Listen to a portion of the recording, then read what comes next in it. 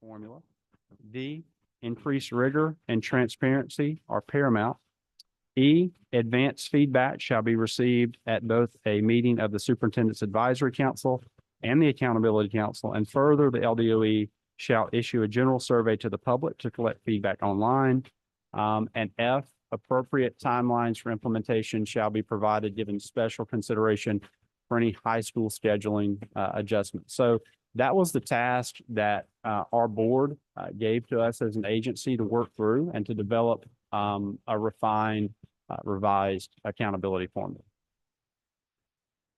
So we are naming this particular revision, naming the model, grow, achieve, and thrive. We believe that we can do all three of these things through this particular model, and we're excited to share those with you. We spent a good amount of thought as a team at the agency, at the Department of Education, really thinking about what are the purposes of the accountability system outside from the fact that the federal government requires us to have one. Why should accountability systems exist in our state? What things do they accomplish for us? Number one, we think that the accountability system should be a driver to improve student achievement, so that it prompts greater outcomes for students in their learning experiences. And then the second is to provide an accurate assessment of performance. And so for us, that means not only accuracy, but making sure that we are making that readily available to the public in a way in which it's transparent and easy to understand around what it means for school quality. We have three fundamental drivers of the plan that we're sharing with you today. We wanted to set high expectations. We wanted to make sure that the plan was simple and transparent. And we wanted to lean back towards that definition of career and college readiness, because for us, and the work of Bessie and the Board of Regents was to establish, how can we be in a place where we can make sure that all students as they graduate from school in Louisiana are either college and or career ready. And so we set that out from the beginning as something that was a North Star for us, making sure that this system would drive students towards meeting that mark that Bessie and the Board of Regents set forth.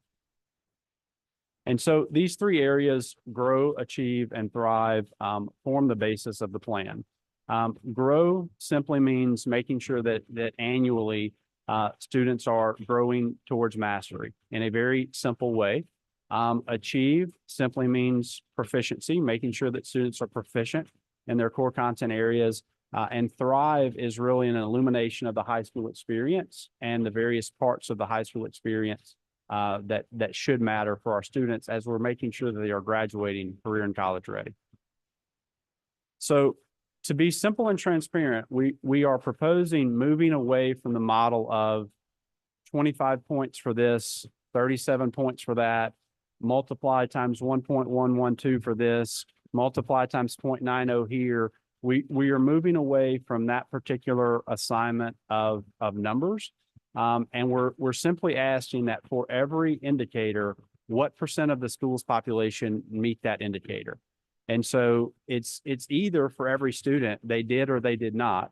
And understanding that every student within a school either did or they did not, then that forms an overall percent of the school or the system that met that particular indicator. So it moves from the assignment of various points for various things to simply what percent of the students did this within a particular school. We use the college and career readiness definition set forth by Board of Regents and Bessie.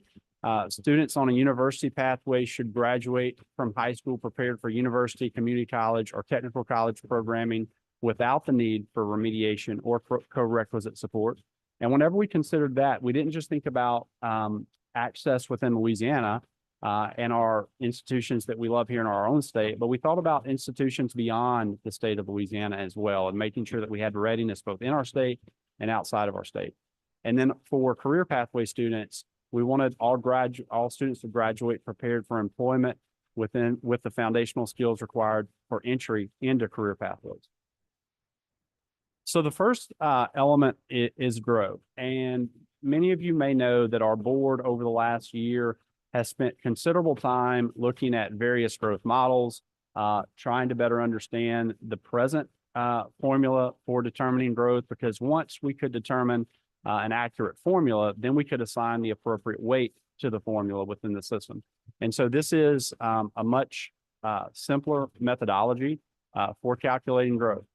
You all recognize that we have 5 achievement levels within our standardized assessments in English, in math, and science, and social studies. On LEAP tests, students score either an unsatisfactory, an approaching basic, a mastery, or they score an advance. And so 3 of those categories, unsatisfactory, approaching basic, and basic, are considered below proficiency because we have a board policy that says mastery plus is proficiency. So in order to calculate growth, we simply cut those 3 levels in half. So we created a low unsat, a high unsat, a low approaching basic, a high approaching basic, a low basic, and a high basic. And for a student to earn points, the student would have to grow from the lower level to a higher level within an achievement level, or from a higher level and a lower achievement level to a lower level and the next achievement level. So they had to grow at least a half of a level in order to show growth. And so they may grow more than simply a half level, and that's certainly okay and great, but they have to at least show that they've grown a half of an achievement level annually. Now, you might say, well, what about students who are at the mastery level? Are we expecting them to also grow at that half of an achievement level? And that's not what we're proposing. What we're saying is, if you're a student who is already at the mastery level, you just have to grow 1 scale point. So an example would be if a test had a range and mastery was, say, 702, then a student would have to at least hit 703 or 750 to 751, something like that, 1 point on the scale. And then students who are at advanced, so long as if they remain in advanced, they would meet the mark. So whenever we're looking at the number of students within a school who grow, they have to at least move a half of an achievement level if they're below proficient. If they're at proficient, they have to make at least 1 scale point of movement, or they have to remain in advance. And so that's the simplicity of that model. And so here is a graphic. It shows a young lady in 3rd grade who is presently at UNSAT. And if this particular young lady grows at least a half achievement level annually, by the time she completes her 9th grade year, she's at mastery. And then she's ready to start some of the college and career readiness experiences that matter for us on the Thrive piece. So our accountability scorecard basically looks like this. There are 3 different sections of the scorecard in the proposal. The first third is the percent of students growing. The middle section would be the achieve piece, and the far right would be the thrive. So this is simply applying current Louisiana numbers, our current data. If I were to get my scorecard for the state as a whole, these are the numbers that indicate the students growing. So you can see in math, 59.6% of our students are growing, and that's using the formula that I just presented. In English, 64.0. And this particular formula also gives additional weight to the bottom 25% of students achieving in every school. Every school across the state has a 25%. So this is not a statewide number. This is within every single school, the percent of students who are achieving at the lowest level. Those students will count twice. And so this will be an incentive to identify those particular students, use various tutoring efforts, classroom assignment to make sure we're doing everything that we can to move those students up as quickly as possible. So you see, obviously, the overall math, the overall English, then you see the lowest 25% in math, the lowest 25% in English. And then also, to meet federal requirements, we have to include our English language learners. And so this is the ELT test. There's nothing really changing about the particular assessment, but you can see we're at 23.9. What I would call out from this scorecard is that we are actually growing our bottom 25% right now at a higher rate than we're growing our proficient learners. Clearly, they have more room to grow, but I think that if we identify them and we're really targeted with support for this population, we'll see those numbers also increase significantly in due time. And so already we have completed the left-hand component of the scorecard. It's just the percent of students who are growing. The achieve factor is frankly much more simple than that even. The achieve factor is simply what percent of the students are mastery plus, because again, in BESI policy, mastery plus is what is considered for proficiency. And so the percent of students who are proficient in math is 33.6, English 43.4, science 28.6, and social studies 26.7. So by this point, we're already halfway done with the accountability formula. And we move to Thrive, which is the high school component. And so there are three different components to the high school piece. The first is the percent of the cohort earning a diploma. So the second piece that we're including is nationally recognized assessment to make sure that if students graduate here, we think they're college or career ready wherever they go, whether in-state or out of state. And so if a student is on the university pathway, which is the overwhelming majority of our students at this present time, in order for them to meet the mark of being ready on the nationally recognized assessment, they have to at least have a 21 on the ACT or the equivalent score, which is a 1080 on the SAT or a 71 on the classic learning test. We'll still administer, as far as I know, the ACT across the board to all students in the state of Louisiana. And if the students on the the university diploma hit one of those marks, then they meet the mark and they're in the percentage that have achieved the mark. Students on the career diploma can accomplish any of those above. So they can do the ACT, SAT, or classic learning test. We could give them credit that they've earned there, or they would also have the option of earning the gold on Work Keys, which is a career readiness assessment. So that's the second piece of the high school component, which is Thrive. And then the final piece of the high school component under Thrive is the Career College or Service Acceleration Index. And so any student on any pathway would have to hit the mark in one of these three areas. They can use the University Accelerator, they can use the Career Accelerator, or they can use the Service Accelerator. If they hit it anywhere, they hit it. And so if they pick the University Accelerator, they have to be successful in nationally recognized assessment, which you've already seen. And then they have to do one of these following things. And these things all earn college credit in high school. And that was kind of what we were going for here, is some degree of college credit in high school. That could come from TOPS aligned AP of a 3, an IB of a 4, 6 dual enrollment credits with a C or better, or subscores on the ACT and math of 25 or English of 26. All of those things earn college credit while they're in high school. If a student hits that, they earn the credit. The Career Accelerator in the middle, students can earn a basic bundle. An example of that might be if you think about some of the basic credentials like an oil change or brakes. In and of themselves, the value may not be that high, but if you add several basics together, they are very valuable. So we're working with the Workforce Commission to identify a set of basic credentials that can be bundled together. And when coupled with an internship, we think that they have really high value. Likewise, a student could earn a single advanced credential, an industry-based credential of the advanced range and the internship, or they could do a two-year fast forward aligned registered apprenticeship during their junior or senior year. Or finally, we worked with the community college system, and the students could earn a certificate of technical studies in a high wage, high demand industry. And that's a series of dual enrollment credits in a particular area, such as welding or such as cybersecurity. And they come out with an actual certificate indicating that they've earned a certain amount of college hours in a particular skill. The middle category, the Career Accelerator piece, all of the credentials and apprenticeships would be Louisiana Workforce Commission approved. So we're going to rely on them to tell us these are the valuable basic bundles. These are the valuable advanced credentials. So if a school system has a credential and you think, well, this is presently labeled as basic, we really think it ought to be advanced, then you have a conversation with the Workforce Commission. You make that case, you show how it matters within your local community, and then the Workforce Commission can make the adjustment. So all of the piece in the middle is going to be curated by the Workforce Commission or working in concert as well with our community college system.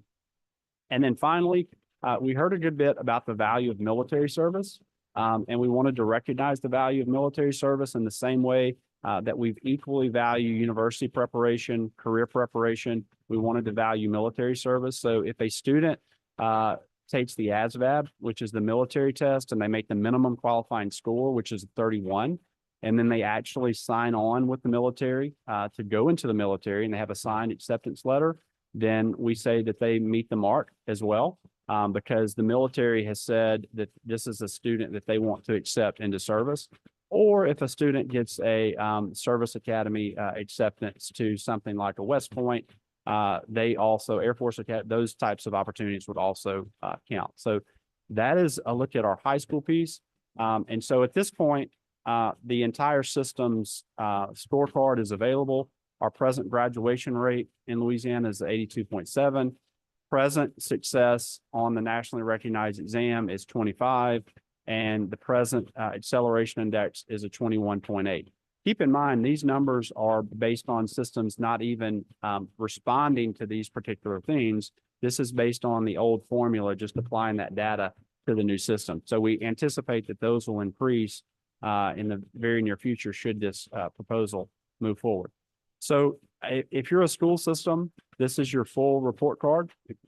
You simply take the 12 measures and you divide them, and then that's your score. So like for the state of Louisiana, the school performance score for the state of Louisiana would be a 44.9. So if you're thinking about it from the school standpoint, you simply apply the measures that are relevant to your school.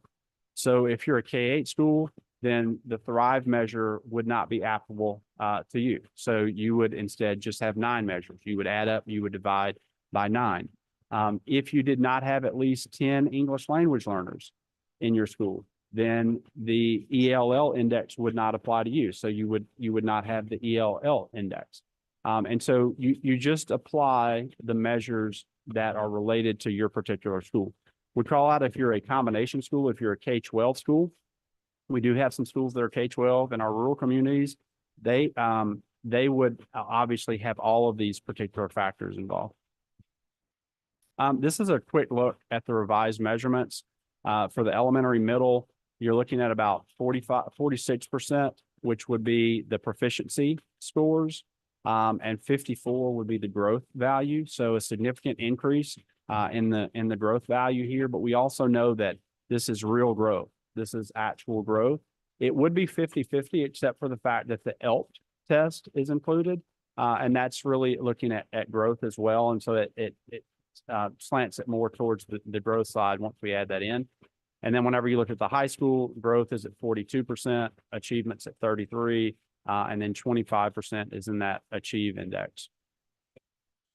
Now we have to think about distribution of letter grades as we move to a 100-point scale, because we would be moving away from a 150-point scale, which is what exists today, to a 100-point scale. So we looked at a couple of states that are presently on a 100-point scale. We looked first at Florida, and you can see that Florida's letter grade scale looks like this. They have it divided into 4 different categories. They have elementary schools, middle schools, high schools, and combination schools.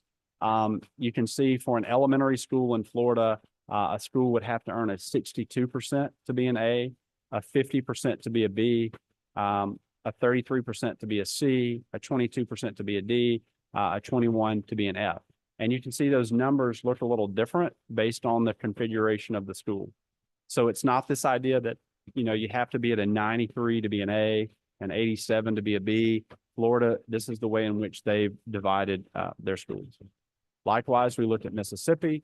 They do an elementary middle column, they do a high school column, and then they do a district column. You can see in Mississippi to be an A, you have to be at 63, a B is a 53, a C is a 46, a D is a 38, and an F is a 38 at the elementary school. And you see that adjust for high or for districts. On the initial distribution of grades, our initial proposal looks like this. We would take the elementary middle schools We would separate those from the high schools, and we would separate those from the school systems. And we would essentially create a chart that looks like this that Mississippi has with the elementary, middle, the high, and the districts. A combination school would go into that high school column, the middle, because a K-12 school has the high school elements included. And so on the initial distribution, the first time distribution, it doesn't stay like this year after year. These percentages would not stay. This is just for the first out of the gate set of distributions. We would take the first 10% of schools and systems in those in three different ways. So the top 10% of the elementary schools, the top 10% of the high schools, the top 10% of the systems, all of those would be A. The next 20% would be B in those three different areas. The next 40% would be C. The next 20% would be a D. And then the next 10% would be an F. And I'll readily call out here that these numbers in which we are picking, we just feel like this is a place to start that we think makes sense. We think it shows some level of grace, but we also think it's a fair place to begin the process, recognizing that we'll see growth beyond this point as systems begin to respond to the new formula. And so if we applied this particular distribution and we had to make cut scores, this is a sample or a simulation of what our letter grade scale might look like if we applied this performance essentially to this distribution, we would get these cuts. And so for Louisiana to be an A elementary middle school, you'd have to be at a 62, a B at a 53, a C at a 41, a D at a 35, and then 35 and below would be an F. You can see it's a little different for high school. You can see those scores are a little lower. And the reason being, if you look at the scorecard as a whole, you can see those high school pieces around the nationally recognized exam and the acceleration index of 25.5 and a 21.8. Those are lower than the growth and the proficiency numbers. So that's what makes those cut scores be a little lower.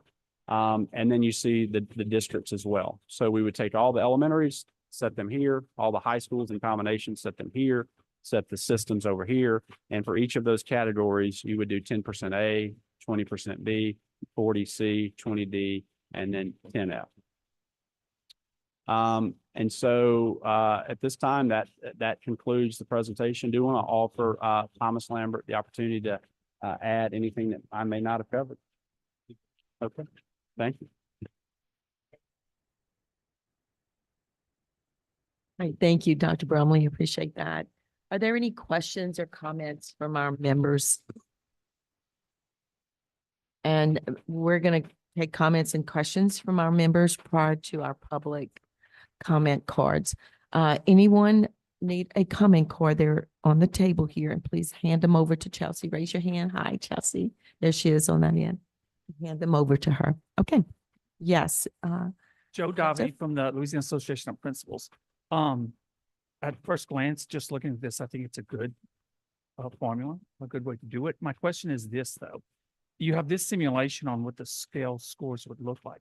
Is there a simulation on how many schools would fall into each category as far as A schools, B schools, C schools? How's it going to affect their current score to what their score would be? Will we see more C, D, F schools, or would we see more A, B schools? Does that make sense? Yeah, and it really depends on the configuration. I would say that overall that cut reflects more closely to what our elementaries look like presently. There would be it reflects more of the elementary than the high school at present.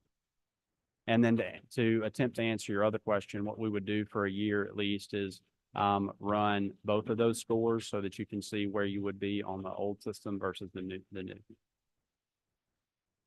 And that's consistent with the way in which the department has historically done that. Joseph, you're good? Any others? Okay, thank you. Michelle, please. Hi, good afternoon. Michelle Douglas from Hines Charter Schools. With the interest and opportunities being taken away in the elementary section, is there a plan to incorporate or maybe accommodate for schools with like language immersion programs or things that we've invested in over time that we know are really good for our students? And I would maybe even suggest for the high schools as well. I don't know where that played out in the high school formula. So our thought around that was simply understanding that many of those things that schools do to enhance the overall student experience are positive, both at the elementary side, whether you're talking about co or extracurricular activities. But we more or less viewed those as a set of inputs into the model, that if you have those inputs, theoretically, you're going to have a stronger output of proficiency or growth or these high school areas. But we did not, we made the deliberate decision to not include things like your various clubs as part of a point within the system. Michelle? Yes, so beyond clubs, so like for 3rd through 8th graders learning math, science, social studies in a targeted language or whatever may be the interest or opportunity that we've put into our schools, special art programs and things that really do make meaningful experiences for students and also help the other parts of school life. I mean, enhance your vocabulary and those types of things. I would like to see a little bit more of that in here. I love that this is simpler, that it is easier to follow along and has a growth still at the center of the, opportunities there. And I too would like to see simulated scores just from across the area. This was great to see the bulk simulation, but it would be very interesting to see the simulated scores for school systems and schools. Yeah, and we'll certainly take that and consider that. And you will have, I think it's fair to say by the end of the week, but yeah, by the end of the week, simulations, we'll have those available by the school. But Thank that you. is, again, that's the 44.9 would be the state as a whole. Thank you, Michelle. Savannah? Susanna, I'm sorry. No, that's fine. Just, I didn't see it anywhere in here, so forgive me if I missed it. And you said it, time frame for the implementation of this new plan, if approved by Bessie? Yeah, so our thought process around that is, one, we know that if you're looking at, say, the identification and the work around the bottom 25%, if I were a system leader, I would be thinking about what do my interventions look like, what do my tutoring services look like, those types of things. If you're thinking about the high school piece and some of the transitions there around internships or apprenticeships or dual enrollment infrastructure, what we were thinking is allowing a year next year for school systems to work in order to work on some of that infrastructure. And then for the 25-26 school year, this particular formula would go into place. Thank you. And we would run the 2 scores. Thank you, Sue. Yeah, Millie? Sure, thank you. And I have a couple, but I promise I'll keep them together. So thinking about our Leap Connect students, where do those students fall in this? How are they accounted for in the matrix? Which students? Leap Connect, any of our special education students who Yeah, we started work last year on Leap Connect, working with some experts on special education, and we'll have a set of credentials that we think are rigorous and aligned for Leap Connect only 1% significantly cognitively disabled students. So will they count within all of the pieces? Will they count only within Grow and Achieve? Or are we thinking that we're going to be able to provide them meaningful supports for them to be able to earn points in all 3 areas for their schools? We're required to include them in all of the indicators, so they will be in all of the indicators. Okay. And then when we talk about Thrive, is CLEP something to be considered, or are we moving away from CLEP? It is not included in this particular list. Okay. And so when I look at the comparisons of how our state is doing, 83% of our students are doing what they need to do to get the outcome that they are there for. 83% of them are achieving the standards that we've set for them to earn the high school diploma.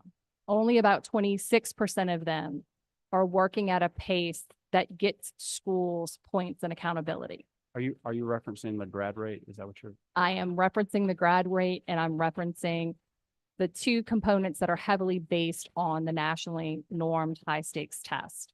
So the ACT, while it can benefit a student in order to earn a college scholarship, it does not prohibit them from graduating, whether they take the test or they do well on it.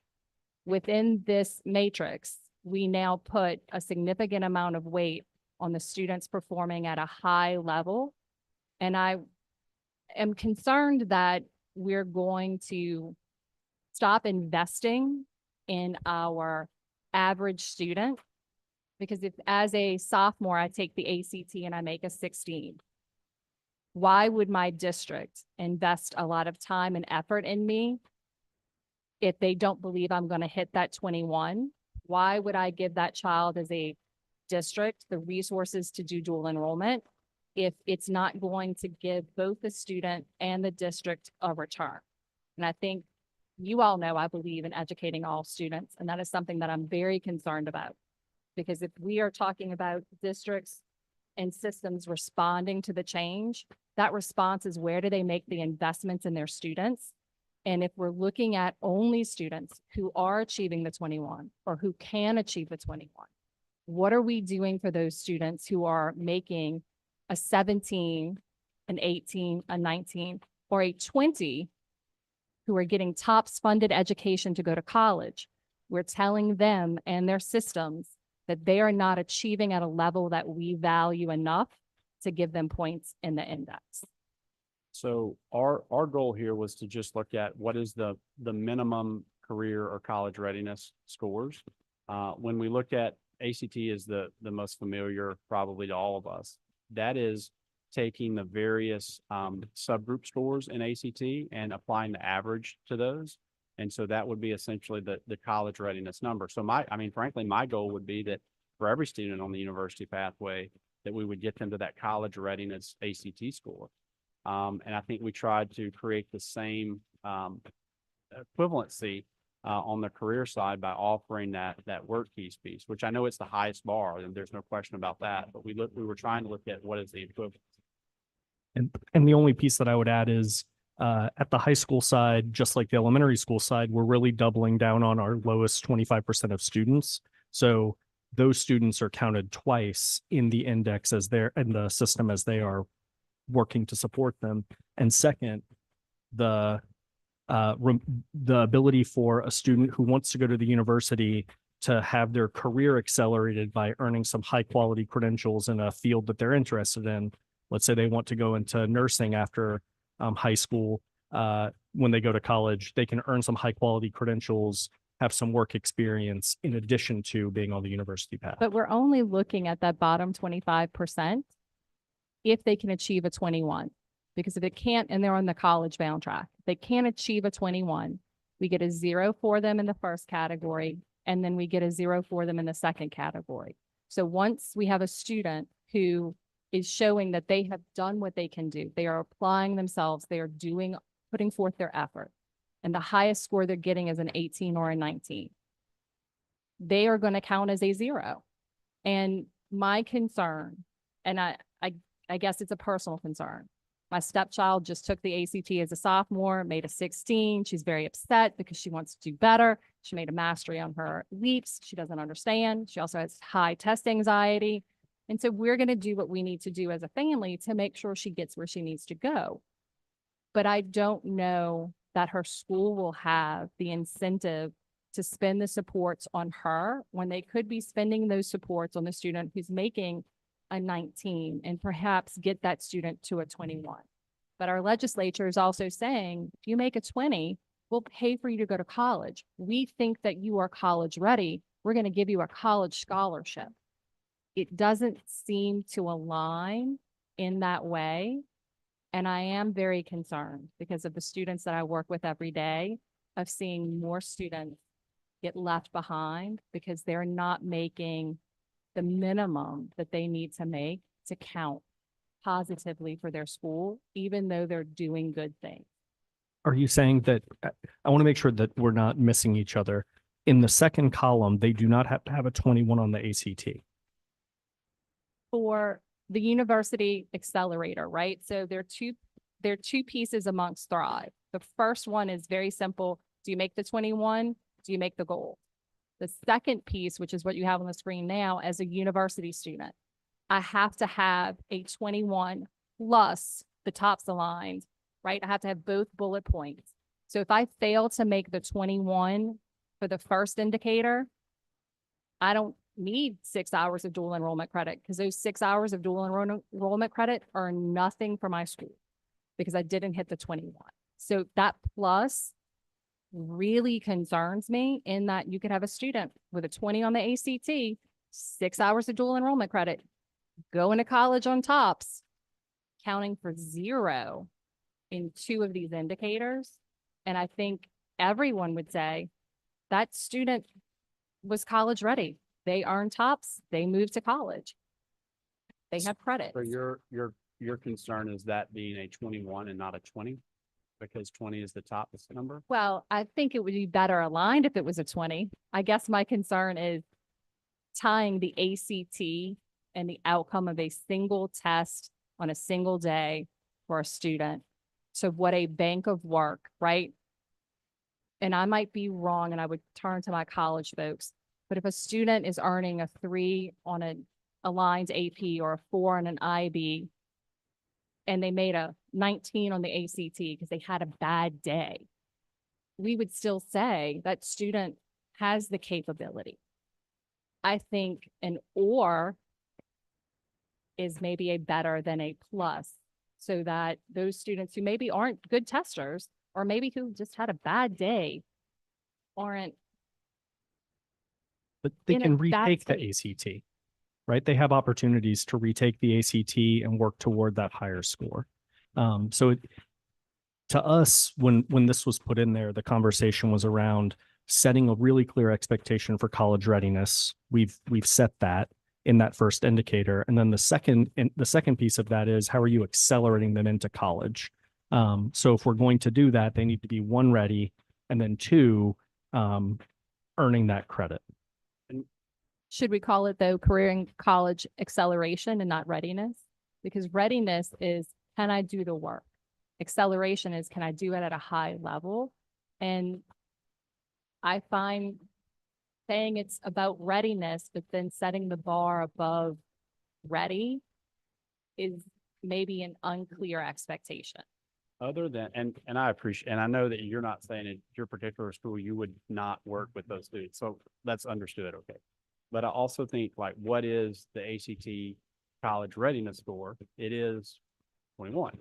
You know, that is what ACT tells you that readiness score is. But I also want to go back to, this is the task we had before us too, to align the plan to the shared Regents Bessie college and career readiness definition. But yeah, it's something to consider, and we'll have further conversation. Millie, thank you. Okay. Next, Michelle. So I just have a point of clarification or a question. When I look at the 3 buckets on, I guess this is slide 21, there is a university accelerator where you do have to have the 21 and plus the tops aligned. But then there's this, well, and let me go to the right. There's a service accelerator where you take the ASVAB and you score a 31, and or you get accepted into West Point or something like that.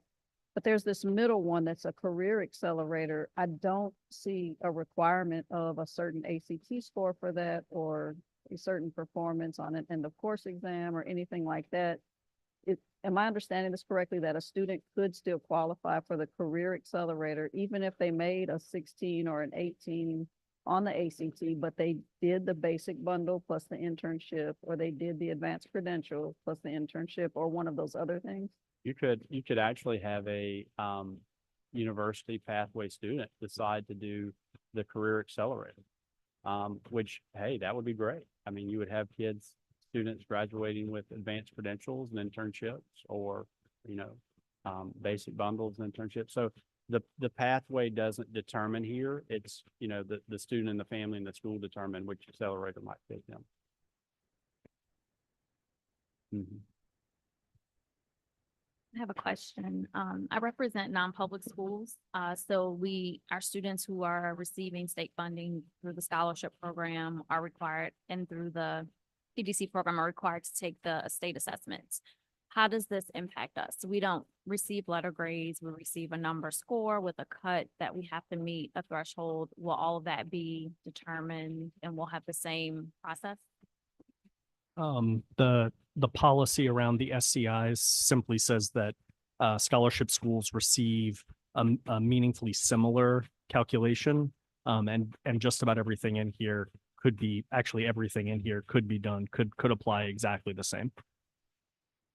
So except the high school career accelerator, our students are not eligible for the state funded dual enrollment. Our students have to pay for that themselves, or our families. And that's something that our families who are on scholarship cannot afford. So that's something I would like us to look into. Yeah, and I think, you know, pending present legislation, there could be changes there anyway, obviously. But since it says it has to be what meaningful, similar, that's that word. Yes, I think that was exact enough. You know, we can consider those things as we work through that. Good. Michelle, was your question answered? You're good. Okay, thank you.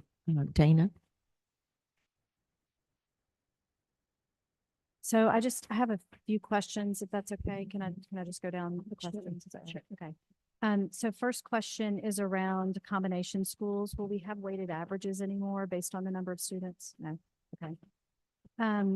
What about growth for K2? What are we thinking about what that looks like? Yeah, currently the policy says that we'll include it at a date in the future. I think it's 3 years from now, after we've got impact data. So we need 2 years of our secure forms to really feel good about saying what this growth model will look like, particularly using DIBELS, which DIBELS has its own growth measures that are generally in year. So we need to study those as well. So it would be included in the English growth once we determine the method. For Achieve. So it would be included for Achieve immediately, but then the grow would be at a later point. We would have to come back and adopt policy on doing it separately as opposed to together. Because they come together in the. So likely K2 accountability, you're saying will just be postponed for a few years, 2 to 3 years. Yeah, currently the policy does not say that it has to happen on a certain day. Okay. What about models? You know, a big thing for districts around the state are our schools that have labels because of our underperformance and not serving subgroups the way we should. So what do those models look like? Like, is that going to change the schools that have labels? And does the State Department have a different plan to support those schools? From a policy perspective, we don't anticipate changing the label process. So once the system went into effect, it would take the same number of years to get out of intervention as you currently need in order to get out of intervention. But from a responsiveness standpoint, I mean, I think working with systems like Lincoln, we're always interested in hearing what is working and what is not working and supporting those schools. We've used a practice the last few years that's been designed around best practices. But I think talking with Dr. Chasson and some of her team, there'll be an evolution of support there, but always happy to talk about supports for schools that are in the most need. But as Thomas said, the actual policy, I don't think there are any changes there. Okay. One more question and then just a couple of considerations I'd like for you guys to think about. Does it concern you at all that, you know, we've shifted in high school from 25% of the high school SPS being on the 6 end of course test to now 75%, which essentially means that 75% of the high school SPS is on the backs of, a handful of teachers with 6 courses. Like, is that a concern at all? And that it's freshman, sophomore year, when junior, senior year is pretty significant for our kids as well. No, I think that's a very fair question. I mean, I think it's a good question. It's certainly something that we've thought a lot about, we've talked a lot about. the first thing I would call out is just the simplicity of the system here and making it very simple. But even in talking to some people, they're like, well, there are nuances here to things. If you do something, there's things that are opportunity costs, et cetera. You know, I tend to think that one, if you call out success on a nationally recognized exam, or if you call out the acceleration index, I personally don't think that if it's 8% or if it's 12%, a high school is going to approach it much differently. I think if it's there, I think the high school is going to approach it in the same way because it's the right thing to do. But I think in being very candid, only a third of our students in high schools or only a third of our students are proficient, you know, and when only a third of your students are proficient and you have an average ACT of 18 with a mode around 14 or 15, it's kind of hard to say that on scale our students are graduating college and career ready. And so some of our thought process around that was simply if we could focus more on some of the content areas, I think practices will change around those content areas, specifically around the lowest 25%. And you may have students who are graduating better prepared academically for that success. But certainly I appreciate your question. I understand your question. We thought about the question a good bit, but that's kind of where we landed. Yeah, we had, one of the concerns I have is when we look at our kids that took English 2 last year, the EOC, 60% were proficient, so mastery and above. But if you look at the ACT that those kids took, and you look at the reading portion, there were only 34% at benchmark. So we're not seeing a strong correlation. Like you would hope that if you spent more time focused on EOC, that would translate to ACT, but it's not, and it's our job to take care of that. But it's just a concern I have there for y'all to consider. 2 things. Can I add to Oh, yeah, there, Dana, sure. too? I would say too that this fall we're kicking off our standards review process for English and math.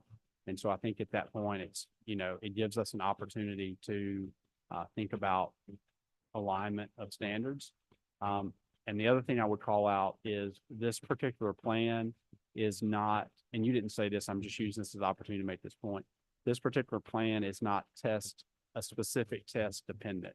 So whether you use LEAP or whether you use some other LEAP in its current form or some other assessment, these things still can apply. So it's not like you have to have a certain test in order for this to work. It's not test dependent.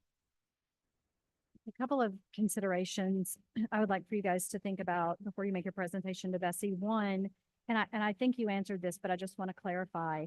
You know, we have 279 students who are on the Jumpstart pathway and currently little to no internships and partnerships to foster those internships. And so I feel like districts, I know I've talked to several districts in my part of the state, and a runway would be helpful for the internships.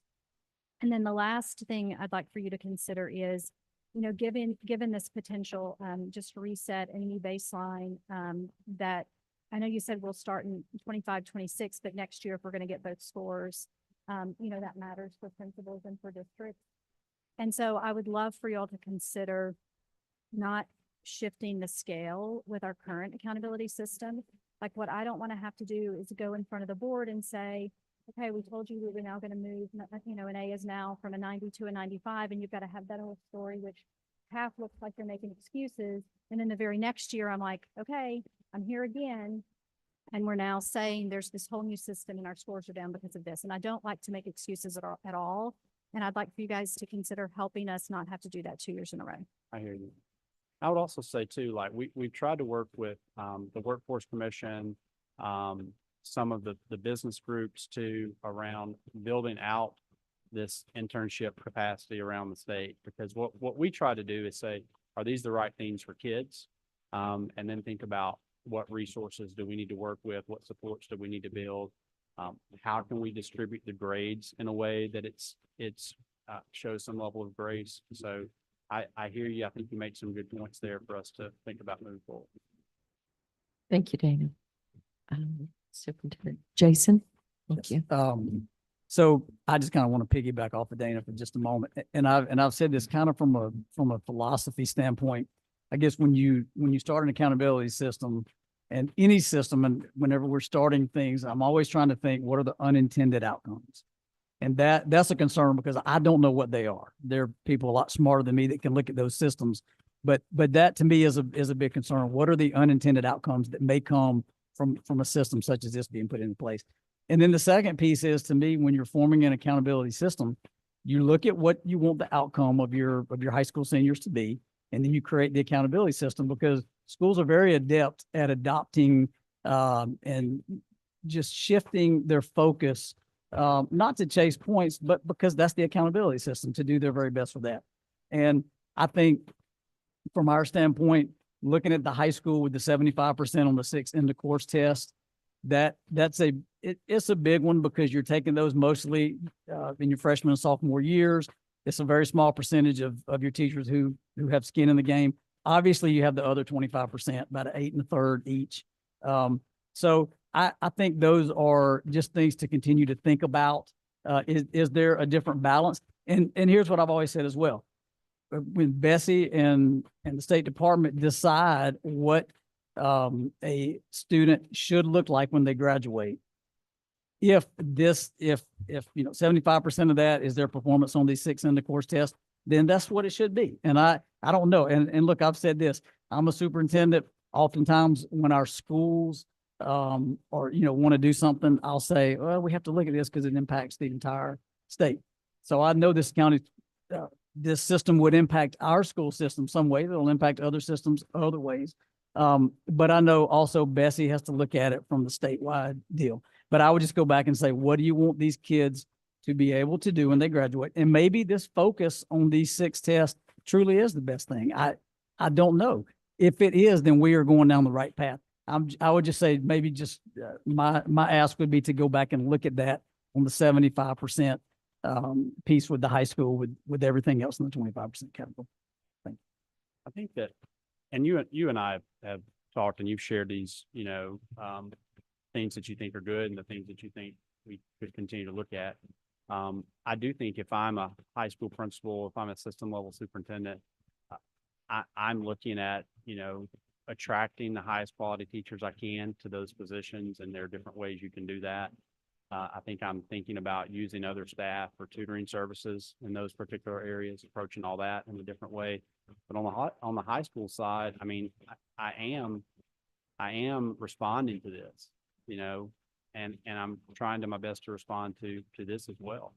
But I do think you're absolutely right that practices will shift as a result of this, in one way or another. But I do think that students are going to be graduating with higher levels of proficiency and academic understanding on the university side, and on the career side. Not only will they be doing that, but they'll also have job ready experiences that they presently do not have. Thank you. Yes, Carol, right here. All right, to piggyback on the 75%, and I understand that the lower level, the sooner you get those kids, the more likely they are to graduate. So I totally get the rationale. But I would like a consideration, if you're going to do that, the biggest misconception out there is that high school teachers don't need training. And if you're going to jump something to 75%, there should be training that is offered in that next year to help them get ready for such a large jump in EOC accountability. And I did have 2 questions. How fluid is the movement between the 3 university career service? Can a student truly earn for anything, or do they have to be in, I am a career person, so they can at any time hit any of them? Okay, great. And then one other question to piggyback on the Leap Connect. So for those kids that are already in the bottom 25%, will those students also count twice if they're Leap Connect? In the growth index, yes. Okay.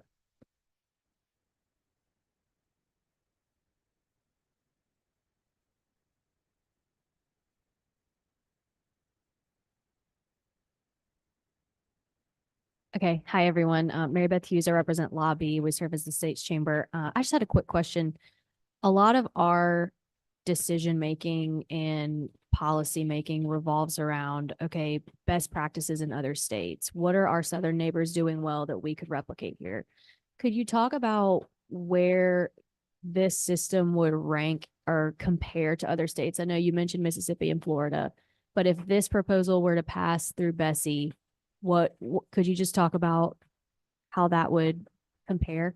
Yeah, I mean, Thomas and I have the ability and desire, sadly, to look at other accountability systems in other places. That was a joke to say.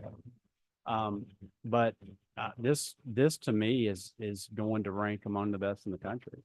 And when you're talking about other southern states, I would offer that if we looked at other southern states, we see net in migration to those states. Louisiana is the only state in the South to see out migration, the only state. And so I think that if we can focus on these things on the high school side, if we can deliberately call out these things right here on this acceleration index, I think it's not only going to be good for our students, but to your point and your work, it's going to certainly be helpful to the economy. If students are graduating with one of these accelerations. Thank you. And I just want to add one thing. I think our members are going to be very excited about this in the sense of the internships, apprenticeships, and work-based learning. So I just want to applaud you on that.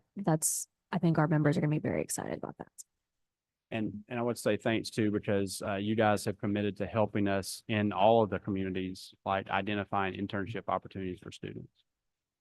Thank you, Mary Beth. Yes, Michelle. Yes, thank you. So with change comes a lot of discomfort or anxiety around, these very important letter grades that people for years have been striving to meet the standard for whatever the number is for that band. And Dana's comments have me sort of thinking about this bell curve for the first couple of years, right? And how it plays out in the public's eye, in board members' eyes, et cetera. And what is the consideration just even for maybe schools with selective admissions who are gonna take some of those 10% seats, if you will?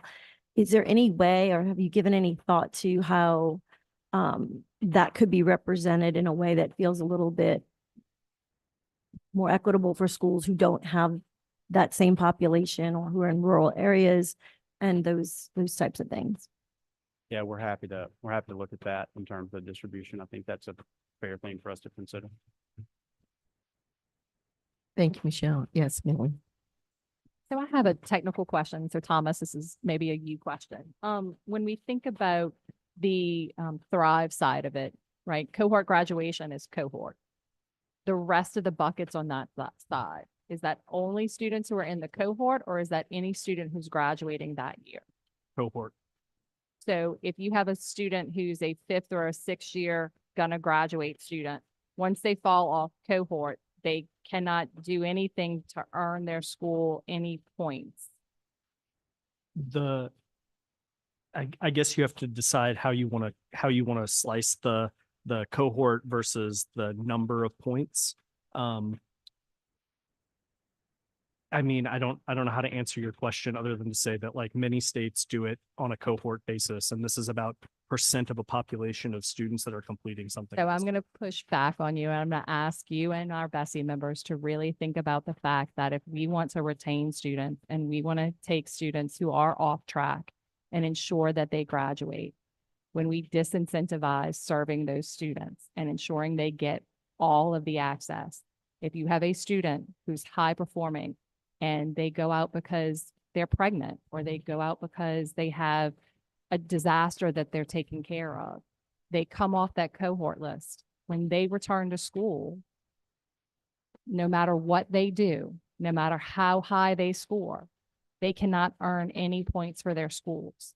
So as a traditional school, outside of wanting to do the best for my student, what support do I get for doing that work? Now, obviously, I get a lot of support. I'm going to be able to serve lots of students, because I do have a fear that if those students aren't valued within the SPS, they will not be valued for an investment by their traditional schools.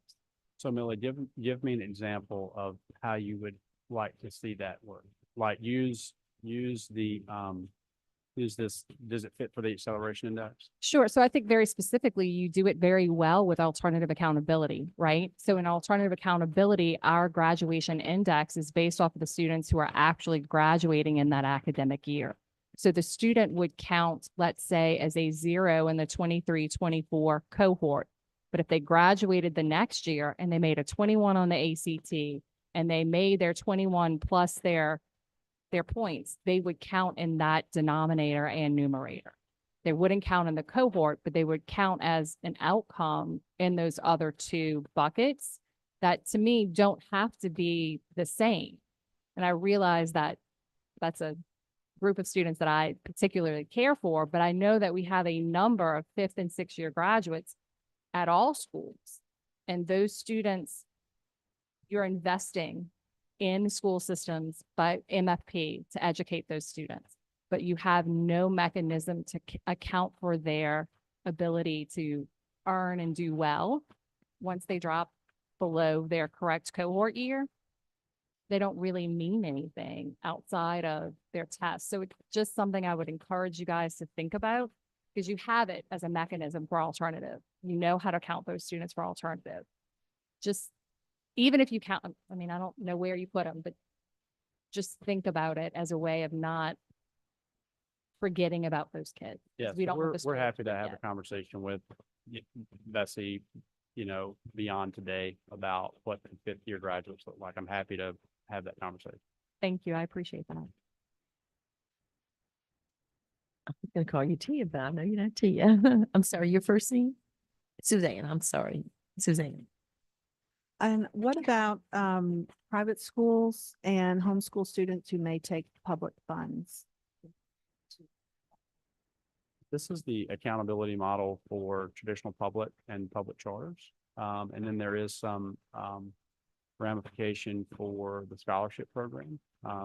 This is not the accountability metrics for homeschools, no.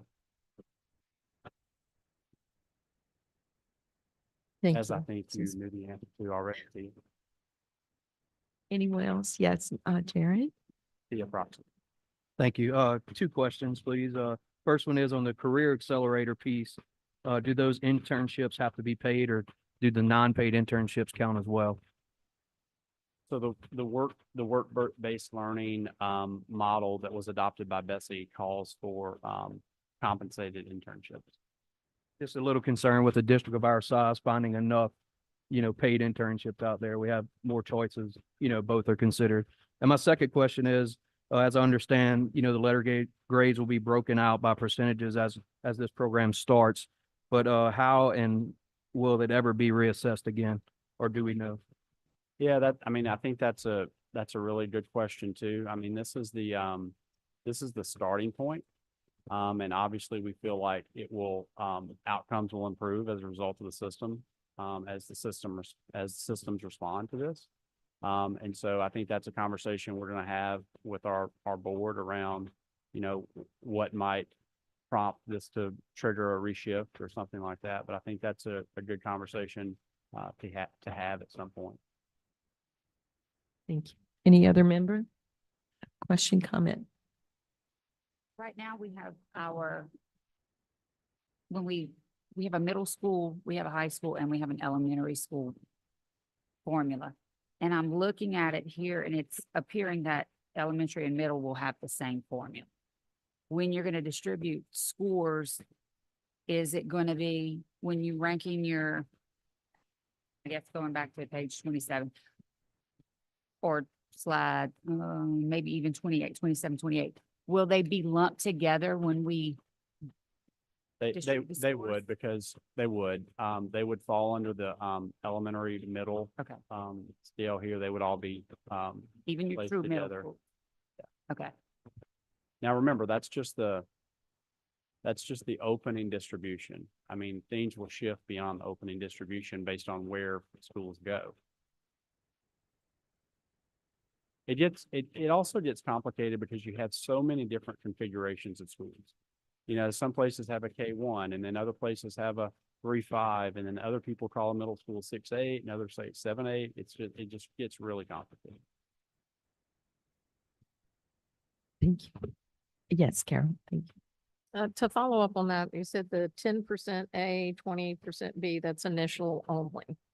So after that, it's going to be a percentage of points, right? It's not going to be schools competing with each other, That's just for the not first sharing year. resources because they want to be in the top 10%. That's just the first year, and then schools will go where they go. You know, I mean, you could have, I would love to have 100% of schools be A in year two, you know, and they could be. But that's just the first year distribution. Thank you. Yes. Sorry.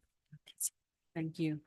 Just a quick question again on Leap Connect for students with significant disabilities. Just making sure, right now, Leap Connect students, if they score above, they earn 120 points, whatever. So are they going to be considered mastery when they make that, or are they going to fall in that bottom 25%? The mark where we offer 100 points for a Leap Connect student will be the proficiency mark in this proposal. So they won't fall in that bottom 25% that's needing to grow because they've technically met their. I believe that's right. I would have to spend some time with our special ed team and our assessment team to just double check that 1%, but I believe that's right. Any other questions? Yes. Regards to the letter grades, again, on the Louisiana scorecard, what, when we're looking at Mississippi and Florida, there seems to be a big range between the high school numbers. So Louisiana has 59, Mississippi at 75 to 100. So can you just explain to me more what your reason was behind that? Yeah, no, that's a good question too.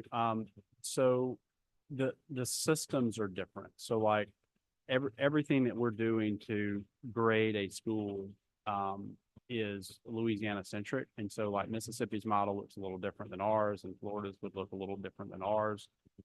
We just included these particular slides because we were concerned that if you move to a 100-point scale, that the community would say, well, if you move to a 100-point scale, a 90 has to be an A and an 80 has to be a B. And so we just felt like if that's the approach that we decided to take, the system would lose credibility because people would say, well, it's not even attainable off the bat.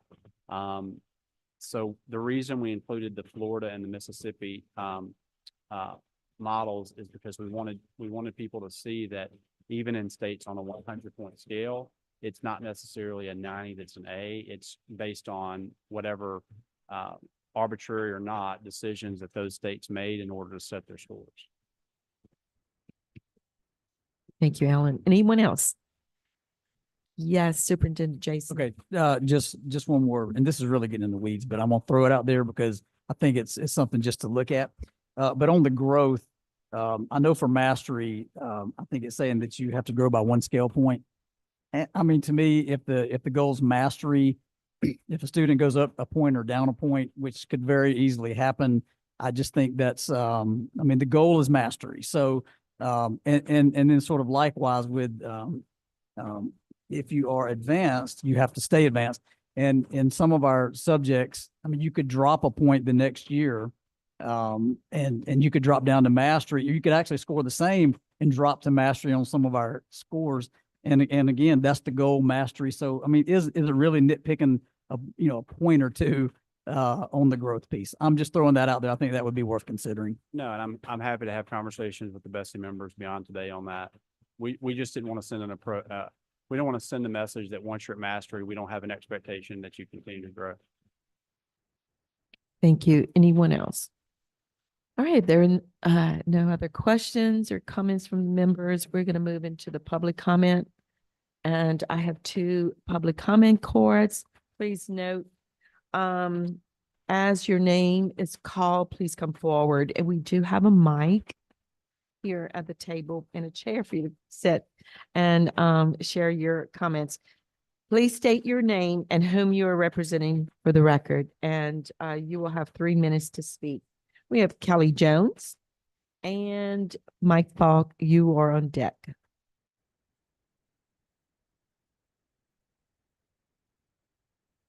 Good afternoon. I'm Kelly Jones. I'm secondary supervisor at Livingston Parish Public Schools.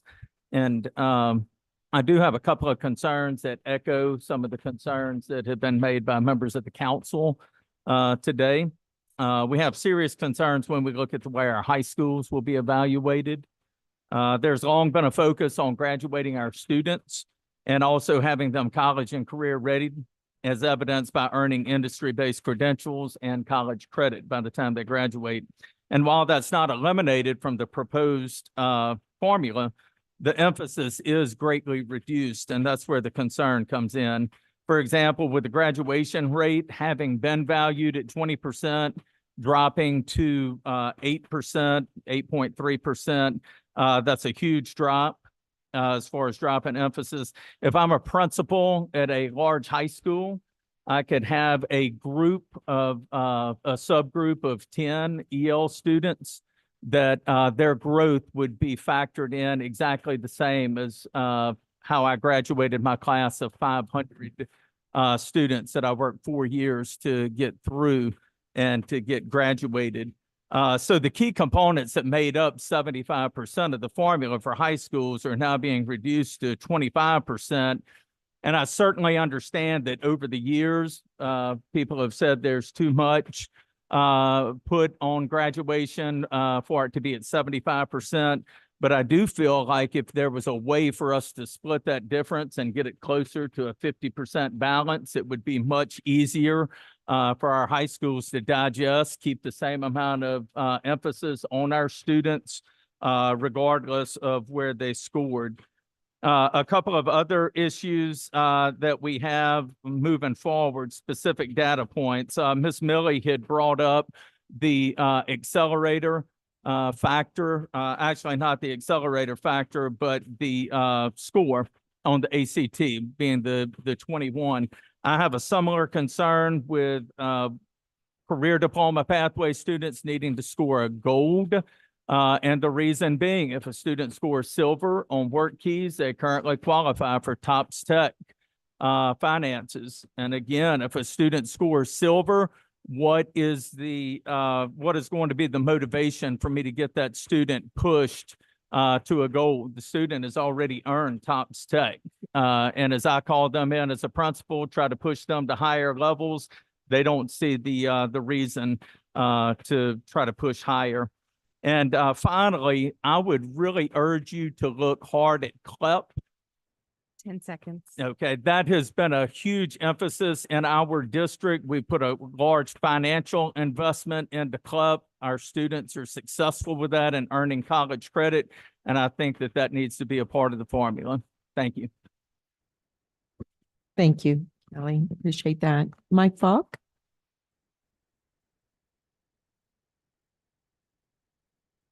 Michael Falk, Executive Director, Louisiana Association of School Superintendents. Couple of issues as we've discussed this and look at it. The internship and the dual enrollment is especially in outlying areas and the access to that. Serving on the dual enrollment task force, we've done a lot of stuff to improve access and equity. And now that the tuition that districts are having to pay for technical college, community college have gone up significantly. It is going to reduce the number of students that we can provide for. So there has to be some consideration to providing the resources necessary for districts to be able to accomplish some of these things. The removal of the DCAI component will cause many students to lose access to credits in the junior high for high school. You have early colleges being established, and the Board of Regents requirements for entrance into colleges and universities in this state and in other states have been revised and changed. And so we need to look at a correlation there. And finally, the question is, does this proposal need legislative approval?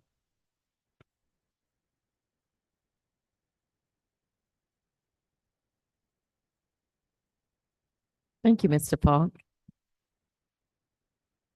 Oh, good, good. Thank you. Gordon?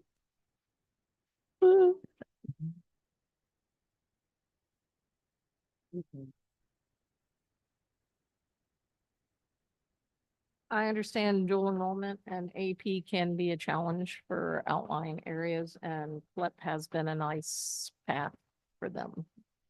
Just wanted to comment on that.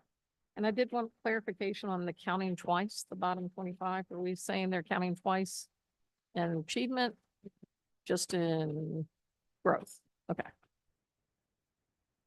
Are you able to answer the legislative question? Is that something that you want to answer No, I that? mean, I don't know why it would require legislative action. This is accountability is a function of for Bessie.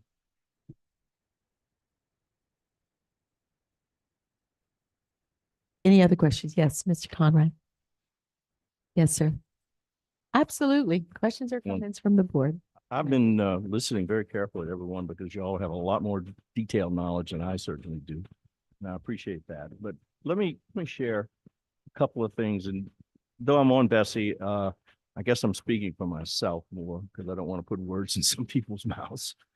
The thing that's striking me, and I know to the business community because I come from the business community, is the numbers, and this is the 30,000-foot view. This isn't down in the weeds as we talked about.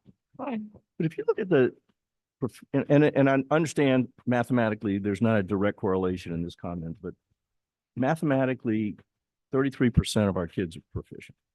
English 43%, science is worse, less than 30, social studies worse than that. But we're graduating 83% of the kids.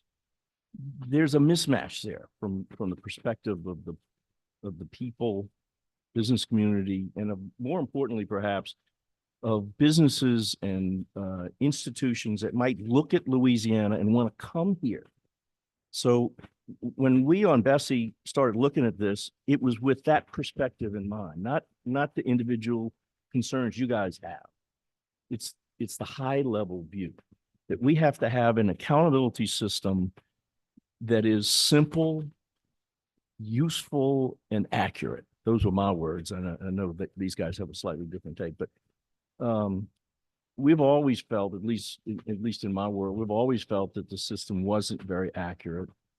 It wasn't very useful, as Dr. Brumley pointed out, because it was all kinds of formulas and this and that and the other. But at the end of the day, these numbers tell the tale. We're not doing the job for 700,000 kids. And so what we look at this change, these revisions, as an opportunity to put us on a track where we can honestly talk to the people and to the legislature about where we're going with education. That was number one. Number two, somebody raised the issue that about career ready. We are really strong in pushing a relationship with the Workforce Commission to create a much more dynamic career ready track in Louisiana. And I forget the numbers today. If I'm wrong, quote me, but I think it's only like 17% of kids that are going through the high schools are going off on the career track. And we all know nationally as well that opportunities for a better life to a great extent fall in career track careers. So this is a big emphasis for us. Some of the traps in that are getting internships, getting apprenticeships, rural areas that may not have those opportunities, urban areas that may not have those opportunities. But we're looking at that. It's really important to us. And we're gonna put a lot of emphasis on working with workforce and the Department of Economic Development to create opportunities that may have been there all the time, but nobody knew about them. So I shouldn't use the word create, to identify opportunities. And I guess that's about it. And I think what we on Bessie were looking for today was for this body to basically say, yeah, we understand that there's a lot of issues with this basic structure. But that being said, we as an accountability commission would endorse the concept and the plan for Bessie to move forward with the foreknowledge that this is not the end game. It's a starting point to make the changes that I highlighted. So I would, at some point, I would, in my position on the board here, make a motion that the Accountability Commission, no, open it up. I'm just want to make the motion. Well, comments, please, before a motion. Yes. Forgot one very important question. Like at magnet schools, our kids come to us starting Algebra 2 advanced math. So we're testing, if we're going to go to 75%, are we still going to bank their algebra? Because otherwise you'd put all the magnet schools at a huge disadvantage. Okay. Susanna. Yes, just a comment because the Board of Regents has been brought up regarding dual enrollment. In 2019, the Bessie Board and the Board of Regents created a joint goal that by 2025, all students in Louisiana would have at least 2 dual enrollment credits prior to graduation. And so we are grateful that this 6th dual enrollment credit is much more aligned than the previous nod to dual enrollment in the previous accountability system. Any other comments? And if I could take, go ahead, Melanie. One thing, and I would speak very directly, is that part of my concern with mastery, and I agree with you that our students need to achieve at a much higher level. This is the accountability system for schools. Our graduation rate is what it is based off of our graduation requirement. You don't have to have a mastery to graduate. You have to pass with an approaching basic 3 of the 6 tests. So yes, us investing in our students to achieve at younger grades and improve their fundamentals so that they can achieve as they get to the higher grades will ensure that they have what they need to be successful in life. But I can still blow off 3 of my tests and I can graduate. And so while I agree increasing rigor is important, and I really do agree with that, I think we need to really think about if we're telling the community an approaching basic gets you a high school diploma, but the only thing we look for in our schools to determine if our schools are quality schools or the number of students with mastery, that doesn't really align, in my opinion. And so that is something that I hope that we really consider is what are we doing to ensure that the value of their education, the importance of how they prepare themselves and present themselves when they're taking these tests, what matters to them, right? And that's why I think that 21 on the ACT kind of gets me, because the 20 gets them tops. Why should they take that test again? Right? If they're like, well, I'm not going to make the 23 and I'm not going to get the higher level for tops, what gets them to want to do more if they have what they need? So I think we have to be able to align what are we asking of students and what are we asking of schools and make sure that we are moving in the same direction and not holding our teachers accountable for things that students don't really need to do in order to get the success on the back end that they want. I understand there are, you identified a couple of things. One was the graduation requirements. That's an issue. So we have accountability, graduation requirements. I suggest we have a testing regime issue. And I could probably name 3 or 4 other big picture issues, but we could only address one at a time. So I guess what we're trying to do right now is address the accountability issue, at least to get us started down a path that will require adjustment without a doubt. But we hope adjustment in a positive way, because a lot of us feel like since 1997, when it was first created, the accountability system was adjusted in kind of a negative way. And but at least we're here to try to make the revisions that'll put us back on a path. But we certainly have to address those issues. We have ELL issues, huge impact that we have to address. I'm hoping we have a new Bessie board. They have a different outlook. I'm hoping we can get some serious changes accomplished next week. But this is just one issue of many. I can't but agree with you. And I keep out of the weeds because I can't discuss it with you.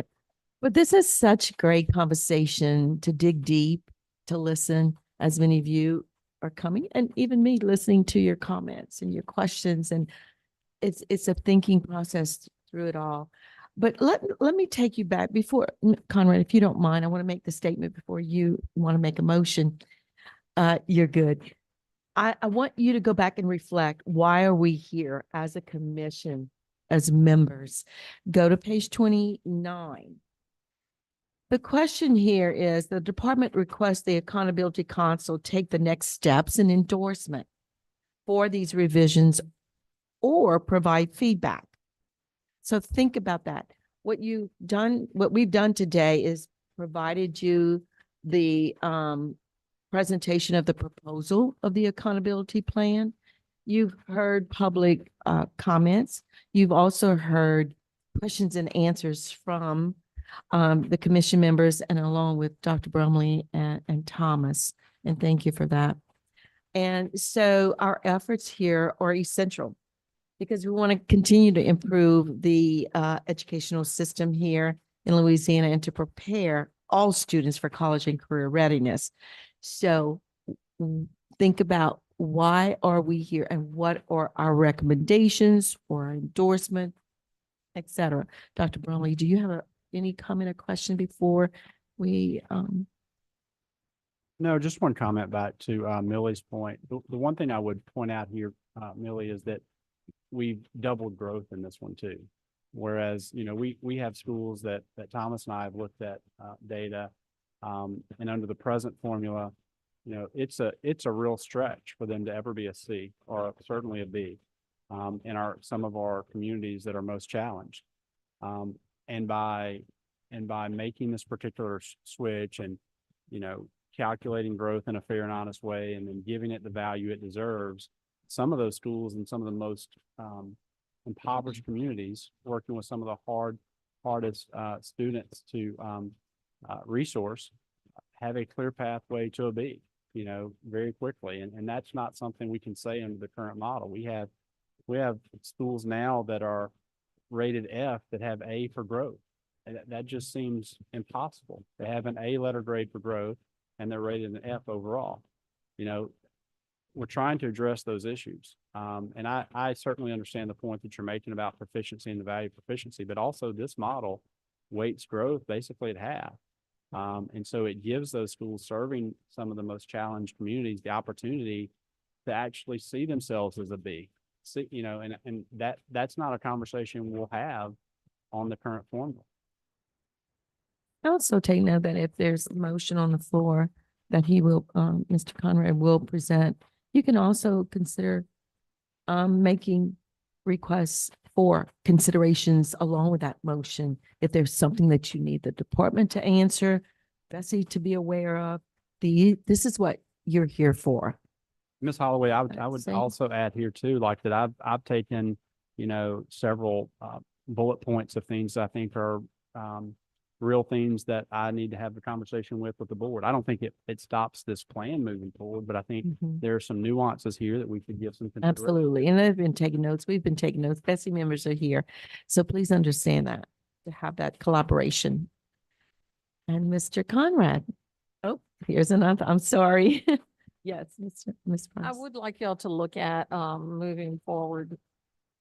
I have a problem where almost all the kids aren't performing, but they jump to a F to a B. That bothers me.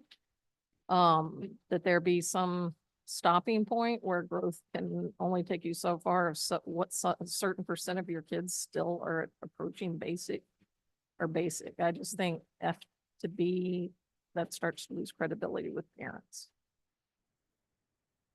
I agree. And we have looked at some schools that we know are doing really amazing work. And we're in schools and it's like this, because you have the growth weight, but you also are focused also double on that bottom 25%. They're actually able to move and move towards proficiency. So, I mean, I think that's an exciting opportunity for those schools. And we haven't seen a negative impact on some of the schools that are already higher performing, other than the fact that they too are now going to be forced to look at that bottom 25% within their school and what they're doing with those kids. One. speak to the ACT.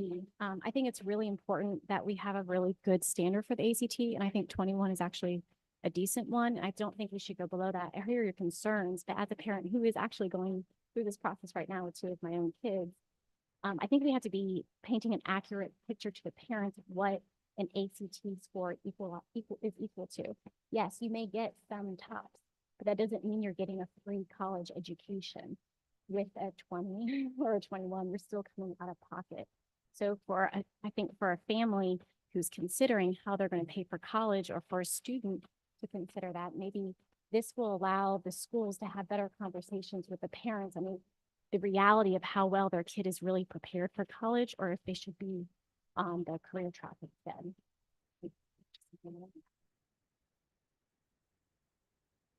Anybody else? Anyone else? Oh, no one else. Well, I just think that some of the, one more thing. Sorry. Some of the feedback today, what I heard was the ACT, the cohort graduation, whether or not a student is in their cohort or not, but still graduates. What to do with Leap Connect.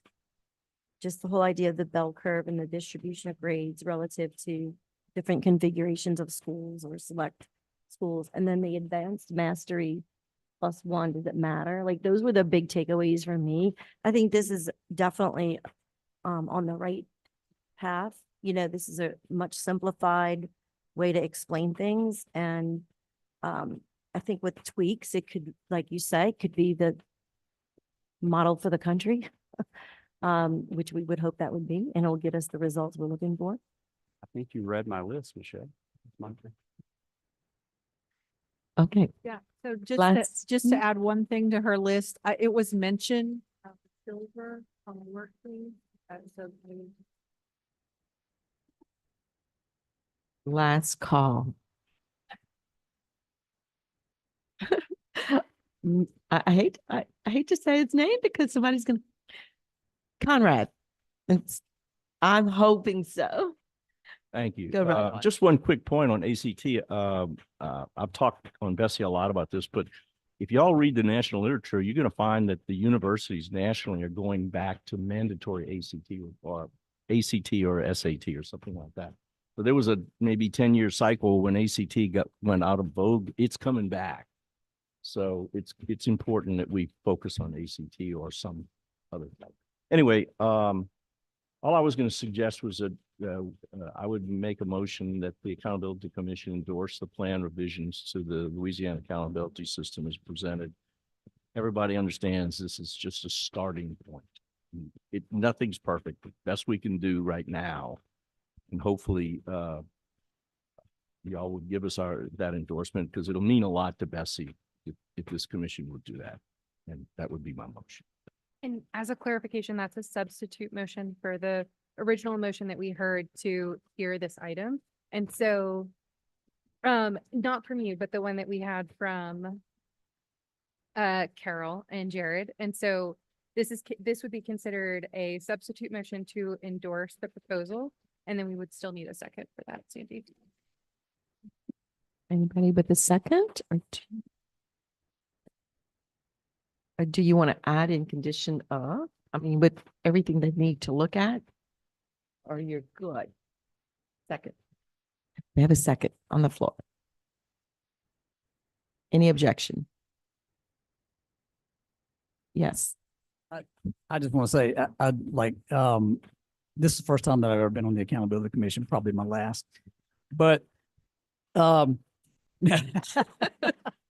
right. I'm going to check No, your vote, Mr.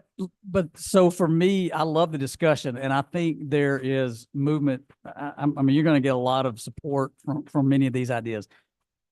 For me, it's hard for me to endorse this today only because I wish we could come back and then have a follow-up. And I know there's a timeline, but that's my challenge with it, that I would love to be able to have a follow-up with that. That's just my experience as just my lack of understanding through this process and everything. But I know we're on a time crunch, so that's my challenge. I mean, it's hard for me to endorse this today because not that I'm opposed to it at all. because I think we're on the right track. But I would love to have another discussion to hear some of the feedback on some of these pieces, but that's Are just. you indicating that you'd like to see another accountability commission to hear what the questions were, feedback to come back and? Well, my thing is, I'm not opposed to possibly endorsing this. I just don't feel like I can today, just because there's several loose ends out there that I would love to hear the feedback from the department on, as we go forward. I know there's a timeline crunch and all those things, but I'm just, and I don't even know what that is. I'm just expressing my opinion. I appreciate the work that has gone into this. And I think there's some really good things on it. Cindy? Yes, Dana. Yeah, so I was just gonna say the same, like I think it's hard to endorse when it's like, we're gonna endorse this plan and they're gonna go back and talk about some of these things. So either way, but I would appreciate an opportunity to kind of see what comes of the comments. Not that it matters, I guess, whether I endorse or not, but before I actually put my vote in. Or vote yes, I should say. Anyone else? Any other comments? Because I'm a proxy, I'm not a vote.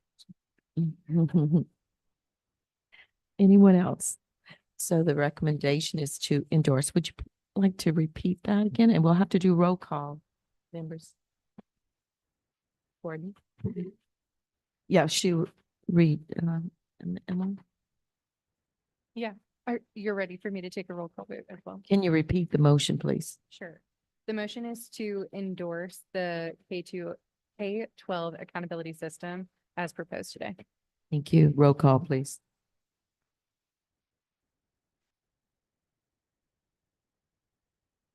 Language board to, nuance some of the.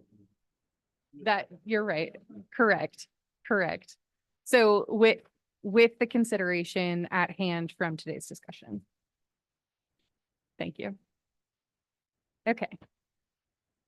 Conrad? Jared?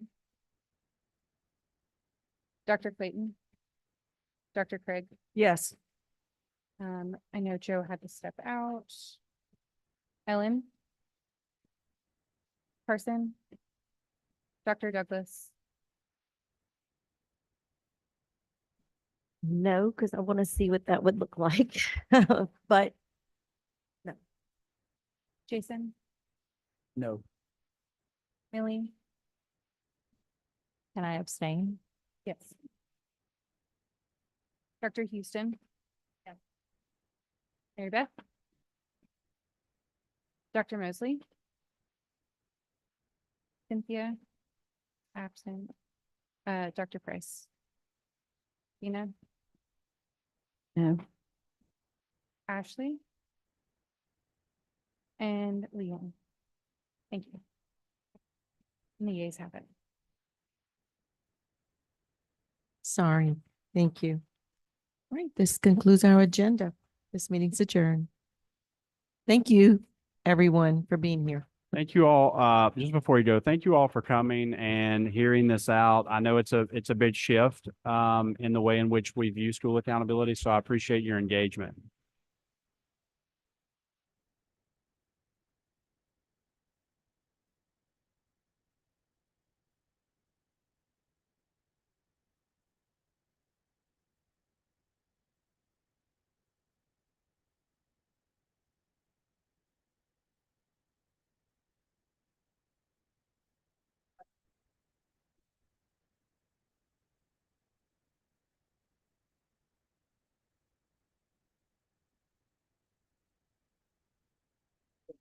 Introduce myself. I'm Kelly Jones, right there, neighbor. Anyway, I think we share some of the same concerns. Some are communities. Yeah. Nice to meet you, man. Hey, what's going on? How are you? You hiding out over there or what? Good to see you.